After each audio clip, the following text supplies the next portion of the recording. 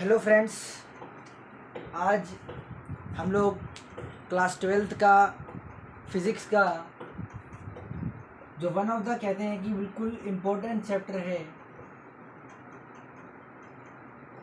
Chapter 1 की शुरुआत करने वाले। हम आज से यूट्यूब पर अपने चैनल की एक नई जर्नी शुरू करने वाले हैं। आप जो यूट्यूब पर बतेरे चैनल्स हैं जहाँ पर आप देखते हैं कि काफ़ी तरह की आपको वीडियोस मिलेंगी, जिससे आपको एजुकेशनल वीडियोस भी मिलेंगे। वन ऑफ द एक हम लोग चैनल शुरू करने वाले हैं। इस चैनल पे कई बार क्या होता है कि किसी बच्चे को कहीं पर फिज़िक्स पढ़ना काफ़ी आसान लग जाता है, कहीं पर केमिस्ट्री पढ़ना आसान लग जाता है और कहीं पर उसे मैथ पढ़ना आसान लग जाता है। लेकिन ये जो हमारा चैनल है, इस चैनल पे आपको physics, chemistry, math, economics, English, ये सारे सब्जेक्ट आपको एक ही चैनल में दिखाई देंगे। और ऐसा नहीं है कि आप लोगों को कोई फिज़िक्स अच्छा पढ़ाएगा तो कोई केमिस्ट्री अच्छा पढ़ाएगा। कई बार क्या होता है कि बच्चों को एक चैनल पे फिज़िक्स अच्छी मिल रही है, किसी चैनल पे केमिस्ट्री अच्छी मिल रही है, तो किसी चैनल पे केमिस्ट्री में उनको इनऑर्गेनिक अच्छी नहीं मिल रही है, किसी चैनल पे उनको इनऑर्गेनिक मिल रही है अच्छी, तो किसी पे ऑर्गेनिक अच्छी नहीं मिल रही है। लेकिन हमारे इस चैनल पे आप लोगों को सारी चीज़ें अवेलेबल मिलेंगी। तो आज देखते हैं, हम फिज़िक्स का पहला चैप्टर शुरू करने वाले हैं, जो हमारा रहेगा इलेक्ट्रिक चार्ज एंड फील्ड। ये हमारा बेसिक इंट्रोडक्शन रहेगा इसके अंदर। उसके बाद आपको डेली बेसिस पर आप लोगों को एक वीडियो मिलती रहेगी, जिसमें अब बच्चों का सबसे बड़ा क्वेश्चन रहता है कि क्या हमें जो यूट्यूब पर वीडियोस मिलेंगी वो क्या सिर्फ हमारे सीबीएसई बोर्ड तक रहेंगी या फिर आईआईटी, नीट या जेई लेवल तक होंगी। तो मैं आप लोगों को बता दूं कि मैं वीडियो को 2 हिस्सों में बांटूंगा। एक आपका रहेगा सीबीएसई के लिए, एक आपका रहेगा जेई, नीट और आईआईटी के।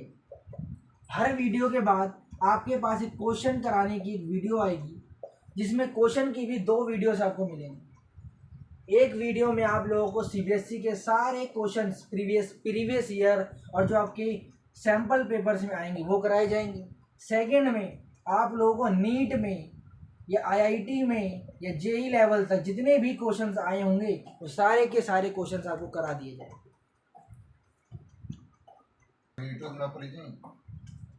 तो चलिए फ्रेंड्स, चैप्टर शुरू करते हैं। हमारा रहेगा इलेक्ट्रिक चार्ज एंड फील्ड। ये हमारा चैप्टर है। इस चैप्टर को शुरू करने से पहले आप लोगों से एक क्वेश्चन पूछा जाएगा कि जो आपका चार्ज होता है, बेसिकली चार्ज आपने सुना होगा कि चार्ज क्या होता है। इस चैप्टर में जो इलेक्ट्रिक चार्ज और फील्ड हम पढ़ने वाले हैं, सबसे पहले आप लोगों को पता होना चाहिए कि चार्ज का मतलब क्या होता है।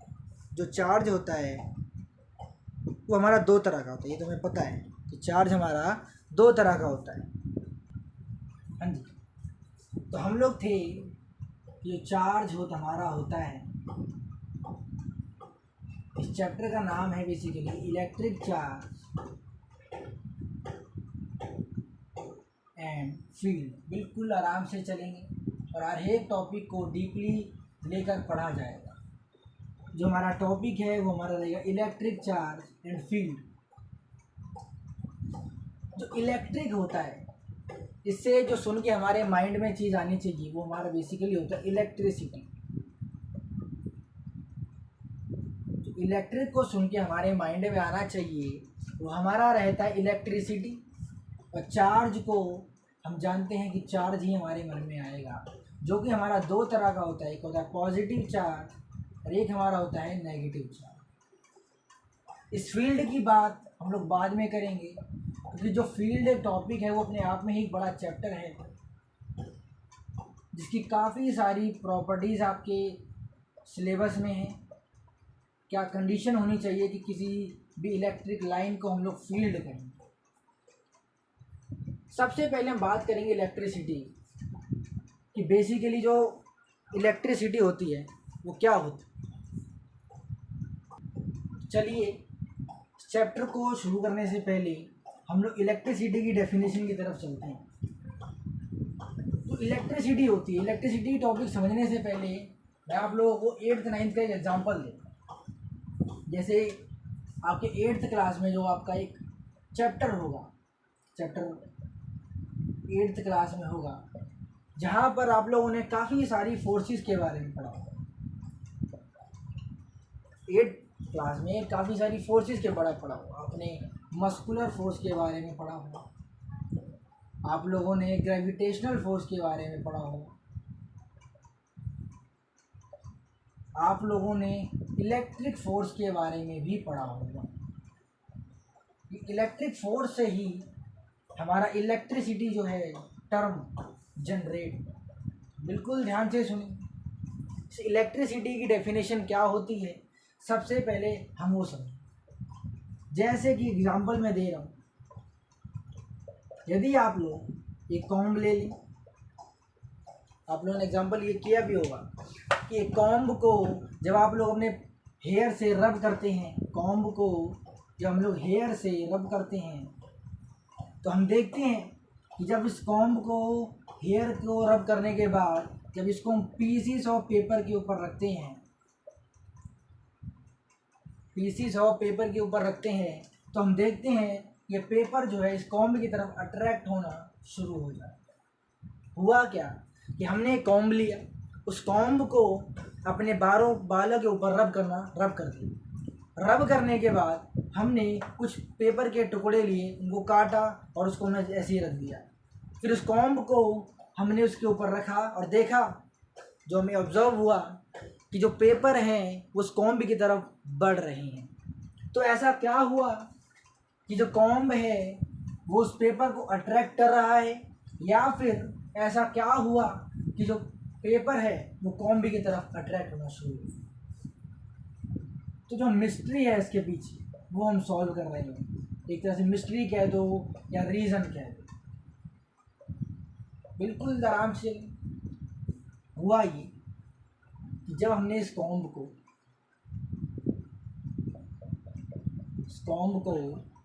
अपने बालों से हेयर से रब किया,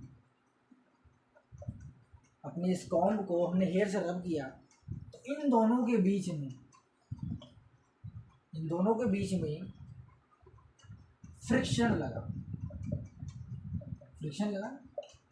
जब हमने बालों को रब करेंगे, जब हमें पता है कि फ्रिक्शन कब आता है, दो चीज़ों के रब होने से फ्रिक्शन जनरेट होता है। जब इन दोनों को हमने रब किया उसमें एक फ्रिक्शन जनरेट हुआ। इस फ्रिक्शन ने इस कॉम्ब को इलेक्ट्रिकली चार्ज कर दिया। इस कॉम्ब के ऊपर ये कॉम्ब क्या हो गया हमारा, इलेक्ट्रिकली चार्ज। अब क्या हो रहा है, ये जो पेपर के टुकड़े हैं, ये पेपर के टुकड़े इस कॉम्ब की तरफ बढ़ना शुरू हो गए। मतलब अगर हम एक तरह से नॉर्मल अगर दिमाग लगाएं तो हम देखेंगे, हो सकता है कि जो चार्ज इसके ऊपर हो, पेपर के ऊपर प्रेजेंट हो,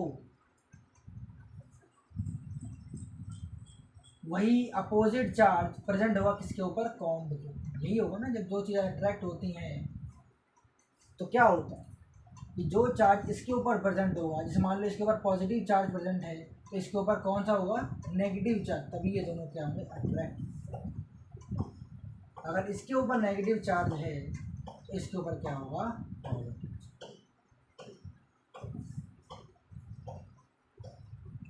ये कोई टॉपिक नहीं है, ये एक तरह से बस बताया जा रहा है कि ऐसा हो सकता है, लेकिन ऐसा है नहीं। तो रीज़न एक्चुअली क्या हुआ कि जब हमने देखा कि कॉम्ब जो है इसके ऊपर अट्रैक्ट होना शुरू हो गए, तो हमने देखा कि जो इलेक्ट्रिकली चार्ज हो गया, इलेक्ट्रिकली चार्ज होने के बाद जब ये चार्ज हुआ तो इसने इस कॉम्ब को अट्रैक्ट करना शुरू कर। तो आपको बताया कि जब इन दोनों को रब किया तो हमने देखा वहाँ पर एक टर्म आएगी कि when they are rubbed with each other,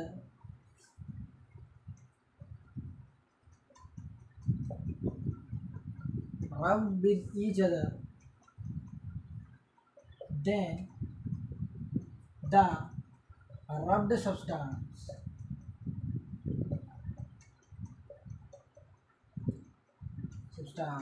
become electrically charged.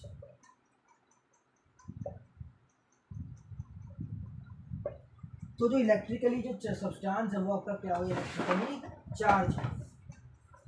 अब यहाँ पर एक टर्म आप लोगों को ध्यान रखनी है, इलेक्ट्रिकली चार्ज होने का मतलब क्या होता है। तो इलेक्ट्रिकली चार्ज होने का मतलब क्या होता है, अब आप लोग ध्यान से सुनेंगे।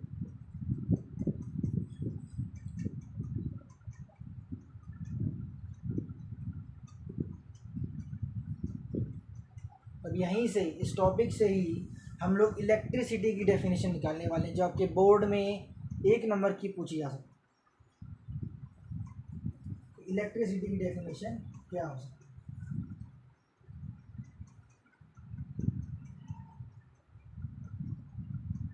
चलिए ये लाइन आप लोग ज़रा ध्यान रखेंगे, ये पेपर में 1 नंबर की आ सकती है कि जब दोनों सब्सटेंस को रब किया जाता है तो ऐसा क्या होता है कि दोनों अट्रैक्ट होना शुरू हो जाते हैं। तो वहाँ पर लिखेंगे आप, जब दोनों रब किया जाता है तो इलेक्ट्रिकली चार्ज होता है। ये आपकी 1 नंबर की डेफिनेशन पेपर में आ सकती है। ऐसा क्या हुआ कि वो दोनों को जब रब करा तो हम बोलेंगे कि वो इलेक्ट्रिकली चार्ज हो गया, जिसकी वजह से कॉम्ब पेपर को अट्रैक्ट करना शुरू कर दिया।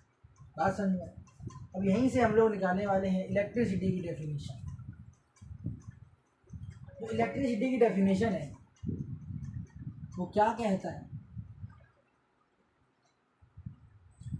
बिल्कुल ध्यान से। तो इलेक्ट्रिसिटी हमारी डेफिनेशन है वो है कि द प्रॉपर्टी ऑफ, तो इलेक्ट्रिसिटी की डेफिनेशन है वो हमारी रहती है कि किसी भी रब्ड सब्सटेंस की वो प्रॉपर्टी जिसकी वजह से वो टुकड़ों या चीज़ों को अट्रैक्ट करना शुरू कर दे, उसे हम लोग कहते हैं इलेक्ट्रिसिटी।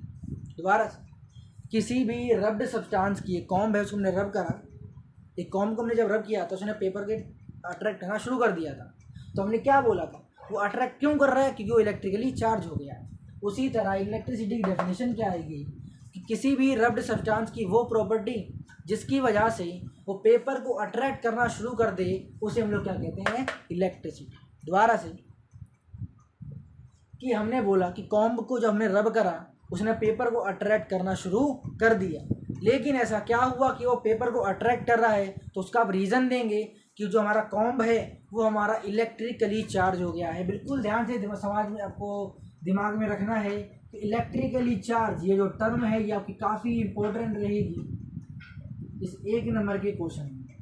इलेक्ट्रिकली चार्ज है कॉम्ब, जिसकी वजह से वो हमारा कॉम्ब पेपर को क्या कर रहा है, अट्रैक्ट कर रहा है। और यहीं पर अगर हम इलेक्ट्रिसिटी की डेफिनेशन निकालें, the property of rubbed substance, the property of rubbed substance due to which it attract light object, light object, यहाँ मैंने पेपर नहीं, यहाँ मैंने क्या लिखा है, light object, it is called electricity. तो यहाँ पर हमें इलेक्ट्रिसिटी की डेफिनेशन मिली है कि इलेक्ट्रिसिटी क्या होती है। क्या होती है इलेक्ट्रिसिटी, किसी भी रब्ड सब्सटेंस की वो प्रॉपर्टी जिसकी वजह से वो लाइट ऑब्जेक्ट को अट्रैक्ट करना शुरू कर दे, उसे हम लोग क्या कहते हैं, इलेक्ट्रिसिटी। अब यहाँ पर एक टर्म आई है दैट इज लाइट ऑब्जेक्ट, ये बड़ी इंपॉर्टेंट रहेगी। अगर किसी बच्चे की दिमाग में, जैसे मान लो कि जब हमने कॉम्ब को रब करा, कंघे को रब करा, तो हमने देखा कि जो कागज़ के टुकड़े इसकी तरफ चिपकना शुरू हो गए, और वहीं से हमने टर्म की डेफिनेशन भी दी इलेक्ट्रिसिटी की कि भाई वो इलेक्ट्रिकली क्या हो गया, कॉम्ब क्या इलेक्ट्रिकली चार्ज हो गया। अब यहाँ पर एक टर्म आई है कि लाइट ऑब्जेक्ट, इसका भी कोई ना कोई बड़ा रोल है, तभी तो हमने लिखा है। इसका रोल ये है, अगर कोई बच्चा दिमाग लगाए कि क्या मैं कंघा रब करने से पंखा चला सकता हूँ, क्या मैं कंघे रब करने से लाइट जला सकता हूँ, नहीं, क्योंकि जो फैन है, लाइट है, ये आपकी सारी क्या होती हैं, बिग ऑब्जेक्ट। तो यहाँ पर डेफिनेशन में क्या बोल रहा है, लाइट। बात समझ में? इसलिए आपकी फिजिक्स में एक एक डेफिनेशन, एक एक वर्ड आपका इम्पोर्टेंट रहे होने को। तो अगर कॉम हमारा इलेक्ट्रिकली चार्ज है, अगर हमारा कॉम इलेक्ट्रिकली चार्ज है, इलेक्ट्रिकली चार्ज है मतलब इसके अंदर क्या है, इलेक्ट्रिसिटी है। अगर इलेक्ट्रिसिटी है तो वो भाई कुछ भी कर सकता है, रेफ्रिजरेटर चला सकता है, एसी चला सकता है, फैन चला सकता है, लाइट चला सकता है। लेकिन ऐसा नहीं है ना, क्यों? क्योंकि इलेक्ट्रिसिटी की डेफिनेशन कहती है कि the property of rubbed substance due to which it attract light object it is called electricity. वो केवल लाइट ऑब्जेक्ट के ऊपर एप्लीकेबल हुआ। जो ये रब वाला इलेक्ट्रिसिटी वाली डेफिनेशन है वो आपकी बिग ऑब्जेक्ट के ऊपर एप्लीकेबल नहीं। याद है बात समझ में आई? अब हम लोग एक इम्पोर्टेंट पॉइंट है जो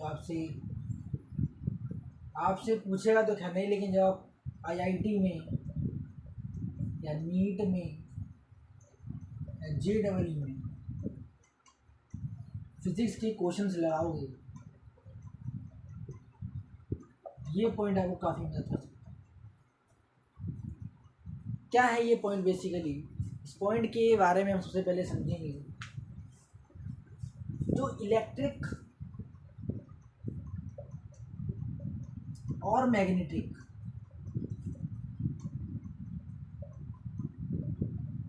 दो तरह के फिनोमिना, इलेक्ट्रिक और मैग्नेटिक दो तरह के फिनोमिना होते हैं। ये दोनों ही हमारे चार्ज पार्टिकल से जनरेट होते हैं। इतना तो आपको समझ में आ गया है। इलेक्ट्रिक फिनोमिना जो है वो तो हमारा चार्ज पार्टिकल से जनरेट होता है, अभी आपको बता दिया गया है कॉम वाले एग्जाम्पल से। जो मैग्नेटिक फिनोमिना है ये आप चैप्टर 4 में समझेंगे। बस अभी एक पॉइंट अपनी किताब में डाल लीजिए स्टार बना के, कि जो इलेक्ट्रिक और मैग्नेटिक फिनोमिना है ये दोनों ही हमारे चार्ज पार्टिकल से जनरेट हो सकते हैं। लेकिन जो मैग्नेटिक फिनोमिना है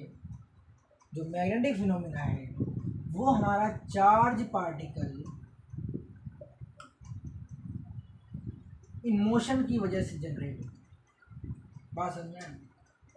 मैंने बताया कि इलेक्ट्रिक और मैग्नेटिक दोनों फिनोमिना जो हैं वो हमारे चार्ज पार्टिकल से जनरेट हो सकते हैं, लेकिन जो मैग्नेटिक फिनोमिना है वो चार्ज पार्टिकल इन मोशन की वजह से ही जनरेट होता है। दोनों बातों में काफ़ी डिफरेंस है। डिफरेंस क्या है कि इलेक्ट्रिक फिनोमिना को आप without charge particle in motion की वजह से भी जनरेट करा सकते हैं, लेकिन जो हमारा मैग्नेटिक फिनोमिना है वो हमारा तभी जनरेट होगा जब चार्ज पार्टिकल किस में होगा, मैग्नेटिज्म में। सॉरी, चार्ज पार्टिकल किस में होगा, हमारा मोशन में होगा। वही बात ध्यान सुनिए, जो भी चार्ज पार्टिकल इन मोशन होते हैं, जितने भी चार्ज पार्टिकल इन मोशन हमारे होते हैं, वो दोनों जो चार्ज पार्टिकल हमारे मोशन में होते हैं आपस में ऑन ईच अदर आपस में फोर्स लगाते हैं। ध्यान से बात समझें। मैंने बताया कि इलेक्ट्रिक और मैग्नेटिक फिनोमिना ये दोनों ही हम चार्ज पार्टिकल से पढ़ सकते हैं या जनरेट हो सकते हैं, फिनोमिना जो है। लेकिन जो मैग्नेटिक फिनोमिना है वो हमारा तभी जनरेट होगा जब हमारा चार्ज पार्टिकल किस में होगा, मोशन में। अब एक बात ध्यान समझेंगे कि चार्ज पार्टिकल इन मोशन, जितने भी पार्टिकल्स मोशन में होते हैं वो सारे एक दूसरे के ऊपर क्या लगाते हैं, हमारी फोर्स लगाते हैं। इसलिए हम लोग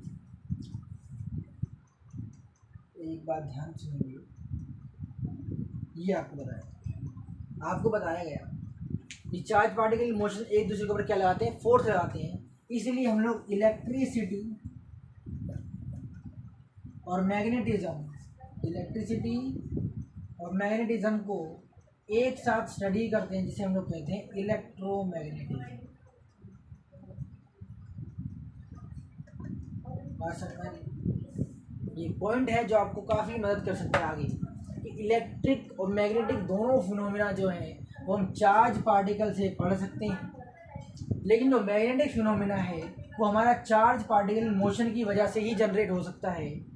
और ये चार्ज पार्टिकल मोशन, जितने भी पार्टिकल्स मोशन में होते हैं वो सारे एक दूसरे पर फोर्स लगाते हैं, इसलिए हम लोग इलेक्ट्रिसिटी और मैग्नेटिज्म को एक साथ पढ़ते हैं, जिसे हम लोग कहते हैं इलेक्ट्रोमैग्नेटिज्म। बात समझ में आ रही है? इसको नोट कर स्टूडेंट्स। अब एक बार ध्यान सुनेंगे कि जो हम पहला चैप्टर पढ़ रहे हैं, चैप्टर 1, एक बात मैं बता दूं, जो आप चैप्टर 1 पढ़ रहे हैं वो इलेक्ट्रोस्टैटिक्स की ब्रांच में आता है। इलेक्ट्रोस्टैटिक्स की ब्रांच में आपका पहला चैप्टर आता है। अब ये जो इलेक्ट्रोस्टैटिक जो है हमारा, इस इलेक्ट्रोस्टैटिक के अंदर 3 ब्रांचेस आती हैं। चैप्टर 1 जो हम पढ़ेंगे, चैप्टर 2, चैप्टर 3।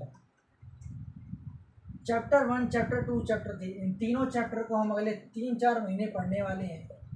और ये तीनों ही चैप्टर किसके ऊपर डिपेंड है? टोटली इलेक्ट्रॉन के ऊपर। कैसे? अरे भैया इलेक्ट्रिक चार्ज है तो पॉजिटिव चार्ज है, नेगेटिव चार्ज है, इलेक्ट्रॉन ही तो है जो भी है, इलेक्ट्रॉन प्रोटॉन यही तो है सब, और कौन है? बात समझ आ रही है? जो इलेक्ट्रोस्टैटिक अगले 3-4 महीने पढ़ने वाले हैं वो हम पढ़ेंगे इलेक्ट्रॉन और प्रोटॉन के बारे में। क्या किसी ने कभी इलेक्ट्रॉन और प्रोटॉन देखा? कभी नहीं देखा। हम लोगों ने ना तो कभी इलेक्ट्रॉन देखा है, ना ही कभी प्रोटॉन देखा है। तो अगले 3-4 महीने हम लोग वो चीज़ पढ़ने वाले हैं जो हमने कभी देखी ही नहीं।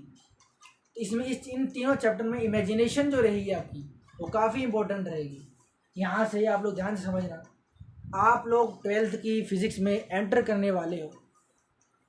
इस 12th क्लास में आपके कंसेप्ट बहुत काम करेंगे, आपका माइंड कैसा काम करता है वो आपका देखा जाएगा, आपकी इमेजिनेशन पावर कितनी है, एक में नहीं सब में काम करेगी। आप मैथ्स पढ़ेंगे उसमें आपकी इमेजिनेशन लगेगी, तो आपकी इमेजिनेशन आपकी बहुत काम आने वाली है, साथ ही साथ आपकी मेहनत और आपके काम है। तो इलेक्ट्रॉन प्रोटॉन पढ़ेंगे जो आपको थोड़ा सा इमेजिन करना मुश्किल रहेगा, लेकिन करना पड़ेगा। इसलिए अब आप लोगों को ले चलते हैं हम इस चैप्टर की सेकंड डेफिनेशन की तरफ, जो आपकी रहेगी चार्ज हम पढ़ेंगे। बेसिकली इलेक्ट्रिक चार्ज पढ़ने वाली। अब आप लोगों को बताया गया कि जो इलेक्ट्रिसिटी होती है वो हमारी क्या होती है? जो इलेक्ट्रिसिटी होती है वो हमारी किसी भी the property of rubbed substance, किसी भी रब्ड सब्सटेंस की वो प्रॉपर्टी जिसकी वजह से वो क्या करता है, लाइट ऑब्जेक्ट को अट्रैक्ट करना शुरू कर देता है, उसे हम लोग क्या कहते हैं? इलेक्ट्रिसिटी। बिल्कुल ध्यान सुनिए, यहीं से हम लोग डेफिनेशन लेने वाले हैं इलेक्ट्रिक चार्ज की। ठीक है, चलिए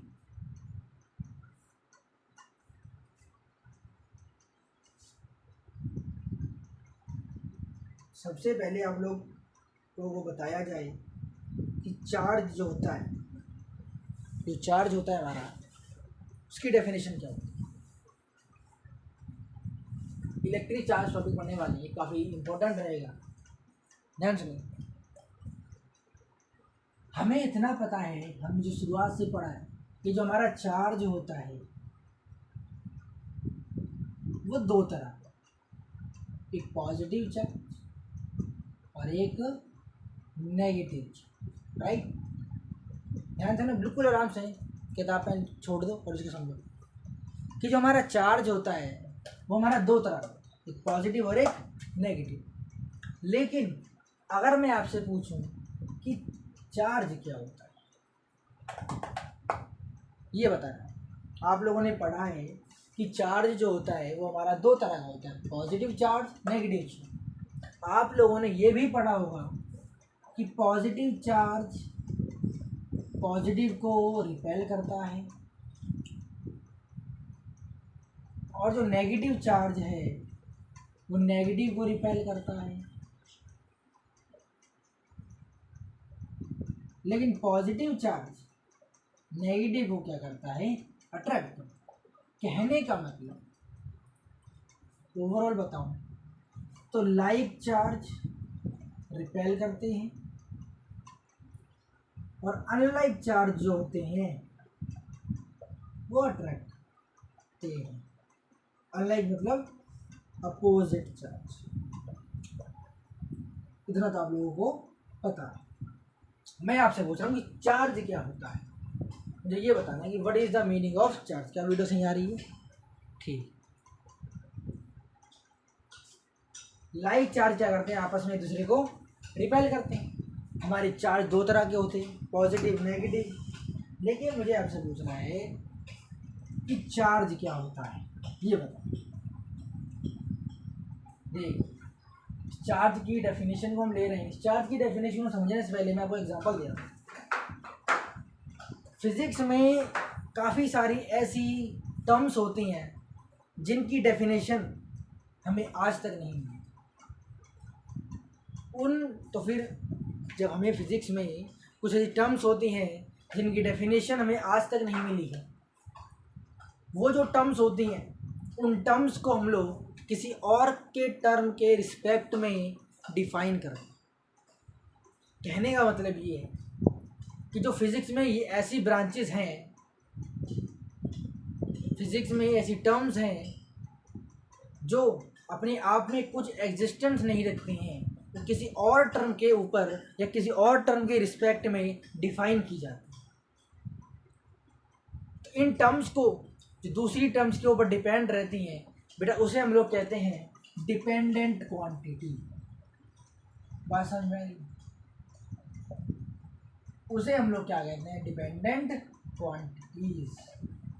जो टर्म्स अपने आप में कोई भी डेफिनेशन उसकी ना हो, वो किसी और टर्म के ऊपर डिफाइन की जा रही हो, उसे हम लोग क्या कहते हैं, डिपेंडेंट क्वांटिटी। जैसे मैं एग्जांपल दूँ कि कभी भी कोई बेबी बॉर्न होता है, कोई बच्चा पैदा होता है, तो हम लोग क्या कहते हैं कि फलाने के घर एक लड़का पैदा हुआ, फलाने की लड़की पैदा हुई। हम ये तो नहीं कहते ना, जैसे मान लो उस बच्चे का नाम है आर्यन, हम ये तो नहीं कहते ना कि आर्यन पैदा हुआ है। हम कहते हैं कि फलाने का लड़का पैदा हुआ है, फलाने की लड़की पैदा। बाद में जब लड़का कोई अच्छा काम करता है, लड़का लड़की कोई अच्छा काम करती है, तब हम उसको उसके नाम से जानते हैं, ना कि पहले। मतलब कि वो जो बच्चा है वो अपने पापा के ऊपर या अपनी मम्मी के नाम से फेमस, ना कि अपने नाम से। बात समझ में आ रही है? तो जब आप कोई अच्छा काम करते हो तो आपका नाम आगे जाना जाता है, ना कि आपके। तो वो जो बच्चा है वो अपने पापा के ऊपर डिपेंड है। उसका पापा ना हो तो उसका नाम ही ना है, अभी तक वो जानेगा ही नहीं कोई। हम क्या कहते हैं कि फलाने का लड़का पैदा हुआ, फलाने लड़की पैदा हुई। तो वो जो बच्चा है वो एक तरह से क्या है, डिपेंडेंट क्वांटिटी है। किसके ऊपर? पेरेंट्स के ऊपर। किसके ऊपर? पेरेंट्स के ऊपर।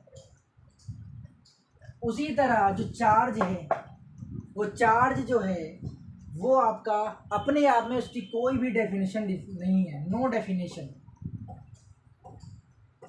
चार्ज की अपने आप में कोई भी डेफिनेशन नहीं है।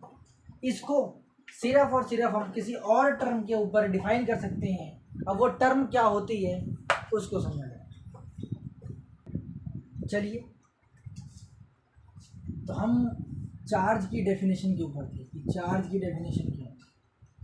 इस चार्ज की डेफिनेशन को समझने से पहले आप लोगों से एक क्वेश्चन है कि जब हम दो मास को आपस में रखते हैं, अपने 9th क्लास में पढ़ा हुआ, दो मास को आपस में रखने से कौन सी फोर्स जनरेट होती है? ग्रेविटेशन, है ना। जब भी हम दो मास को आपस में रखते हैं, उन दो मासेस को रखने से हमारे यूनिवर्स में एक फोर्स जनरेट होता है जिसको ग्रेविटेशनल फोर्स। इस फोर्स का फॉर्मूला क्या होता है? Gm1m2/r²। That is the force generated by created by two mass. Now, अब हम समझ रहे हैं इस चार्ज को ना हम एक फोर्स के ऊपर डिफाइन करते हैं। जैसे कि ही दो मास को रखने से ग्रेविटेशनल फोर्स जनरेट होती है, उसी तरह दो चार्ज, हमें पता है ना चार्ज को हम किससे सिंबल करते हैं। चार्ज का सिंबल क्या होता है? क्यू। चार्ज का सिंबल क्या होता है? क्यू। इसकी ऐसा यूनिट क्या होती है, कूलम। सी ये राइट। जिस तरह दो मास को रखने से ग्रेविटेशन फोर्स जनरेट होती है, उसी तरह दो चार्ज को रखने से एक फोर्स जनरेट होती है, जिसे हम लोग क्या कहते हैं, frictional force, sorry electric force.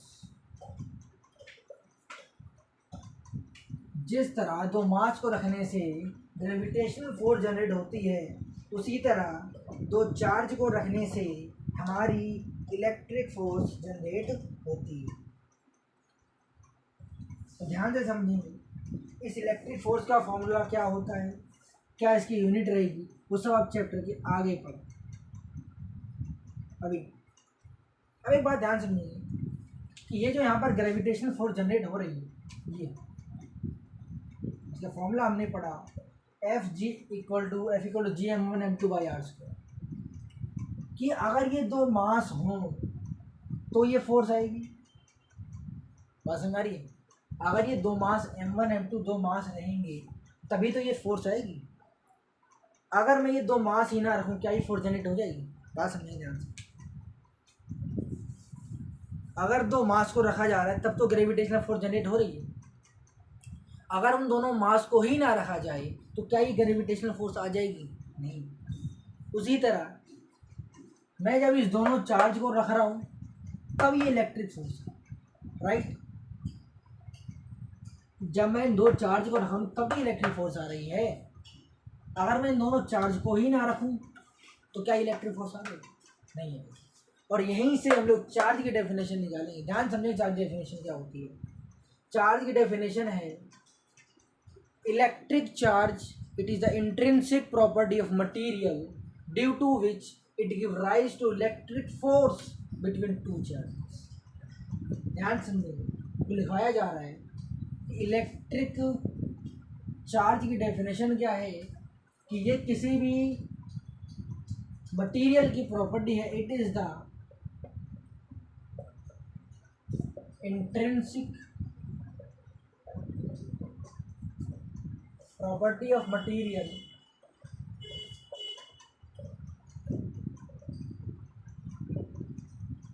Due to which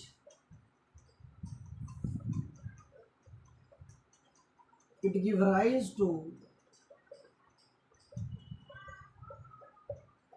electric force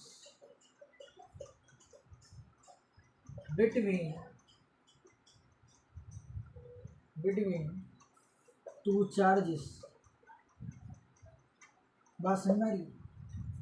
किसी भी मटेरियल की प्रॉपर्टी है जिसकी वजह से वो इलेक्ट्रिक फोर्स को उन दोनों को बीच में क्या कर देता है, जनरेट कर देता है। Give rise to electric force between.